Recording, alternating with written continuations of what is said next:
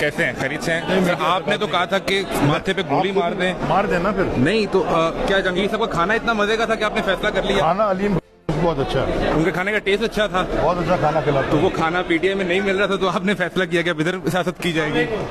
जी वालेकुम सलाम। आप पर बड़े इल्जाम भी लगते रहे कि आप जब हिरासत में थे तब भी आप किसी सेफ गेस्ट हाउस में थे, क्या इसमें कोई सच्चाई थी? जेकाबाद में बड़ा जबरदस्त गेस्ट हाउस है, आप आए, आपको वहाँ जाके रखें।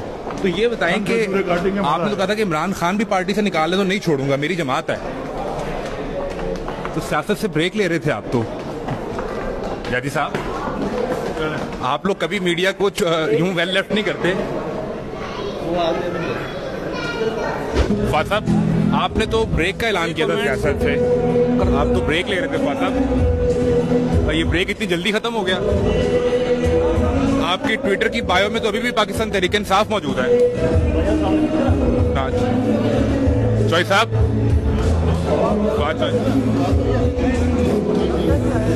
एक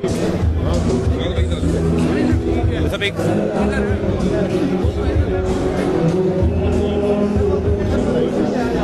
साहब आप तो मीडिया को अवॉइड नहीं करते,